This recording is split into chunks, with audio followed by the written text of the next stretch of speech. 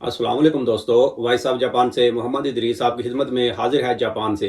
दोस्तों आज की वीडियो है जी कि जापान में अगर कोई बंदा सस्ता अपार्टमेंट यानी कि सस्ता रूम वगैरह लेना चाहे तो किस तरीके से ले सकते हैं। तो भाई यहाँ पर गवर्नमेंट के भी अपार्टमेंट होते हैं, तो अगर कोई बंदा गवर्नमेंट का भी अपार्टमेंट लेना चाहे तो वो भी ले सकता है। कोई भी बंदा अप्लाई कर सकता है, चाहे वो रेफ्यूजी वीज़े वाला हो या कंपनी वीज़े वाला हो या कोई सा भी वीज़ा हो, जापान में लीगल रह रहे हैं तो कोई मसला नहीं है। हाँ, ये जो अगर किसी के जहन में हो कि रेफ्यूजी वीज़े वाले नहीं ले रहे तो भाई रेफ्यूजी वीज़े वाले भी ले सकते हैं और इनके वीज़े के ऊपर किसी किस्म का कोई फ़र्क नहीं पड़ता, क्योंकि रेफ्यूजी वीज़े वाले भी लीगल ही रह रहे हैं जापान में।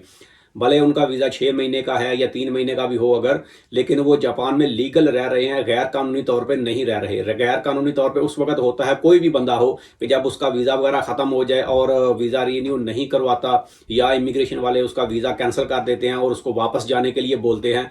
ये कोई रेफ्यूजी के लिए ख़ास नहीं है, कोई भी बंदा हो, किसी का भी वीज़ा अगर कैंसिल हो जाए तो रेफ्यूजी इमिग्रेशन वाले उसको वापसी के लिए बोले और वो बंदा गायब हो जाए, इधर उधर छुप जाए, तो वो बंदा इलीगल हो जाता है। फिर तो वो ये चीज़ें फिर नहीं कर सकता।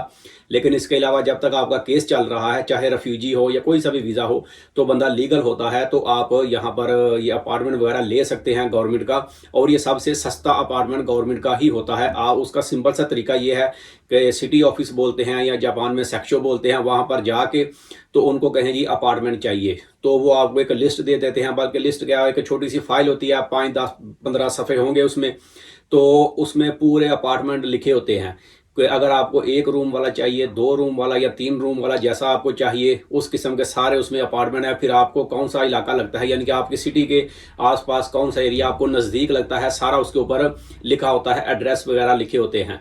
और साथ में उसका ये भी लिखा होता है कि इसका किराया कितना है। जाहिर सी बात है गवर्नमेंट का भी होगा तो फ्री में तो नहीं देंगे, लेकिन जो उसका किराया होगा वो दूसरे अपार्टमेंट से काफ़ी ज़्यादा कम होगा। अगर मिसाल के तौर पे 2 कमरे वाला भी आप लें तो बाहर से अगर आपको 35,000 या 40,000 नॉर्मली किराए पे मिलता है, यानी कि बल्कि सिंगल रूम जो है वो 30-35 हज़ार का मिलता है। लेकिन 2 रूम वाला देखें भी अगर तो वो 45,000 का या 50,000 का मिलेगा नॉर्मली 1 महीने का। बिजली पानी सब वो सब अलहदा ही होते हैं, तो इतने का रूम एक मिलेगा, 2 रूम वाला ये अपार्टमेंट इतने का मिलेगा। लेकिन अगर गवर्नमेंट का यही 2 रूम वाला करें तो हो सकता है वो आपको 20,000 का मिल जाए या 25 का मिल जाएगा, क्योंकि गवर्नमेंट के जो अपार्टमेंट है, जाहिर सी बात है कि गवर्नमेंट उसमें सहूलत देती है और वो आसानी से मिल जाता है और उसमें किराया वगैरह जो है कम होता है। और फिर उसमें दूसरी ये चीज़ होती है कि आप बाहर से लेंगे तो उसमें की मनी या एडवांस वगैरह भी कुछ ले लेते हैं, लेकिन गवर्नमेंट का जो अपार्टमेंट होगा इसमें आपको कोई पैसा भी एडवांस वगैरह नहीं देना होता। जितना बिल है बस वही आपने देना है। और एक अपार्टमेंट में आप 10 साल तक तकरीबन, कम से कम भी आप ज़्यादा से ज़्यादा आप 10 साल तक भी रह सकते हैं। छोड़ना हो तो कभी भी आप छोड़ सकते हैं, लेकिन ज़्यादा से ज़्यादा आप 10 साल तक आराम से उसमें रह सकते हैं। और बिजली पानी जो है जाहिर सी बात है वो तो अलहदा से आपने देना है, जितना आप यूज़ करेंगे वो तो देने ही देने हैं। और इसका तरीकाकार यही होता है कि वहाँ पर बताएंगे तो वो आपको एप्लीकेशन फार्म वगैरह भी देंगे, वो फिलअप करके उनको जमा करवा दें।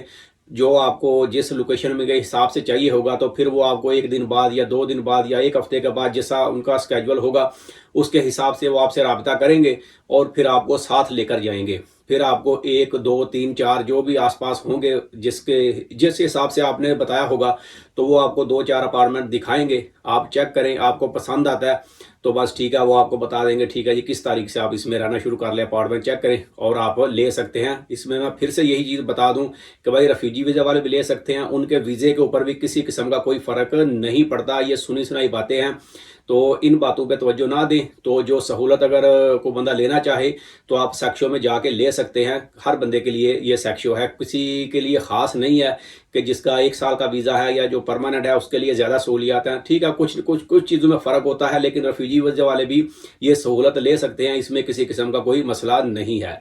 तो ये वीडियो बस यहीं तक थी। वीडियो अच्छी लगे तो उसे लाइक कर दें। मिलते हैं किसी अगली वीडियो में, तब तक अपना बहुत ख्याल रखें। पाकिस्तान जिंदाबाद।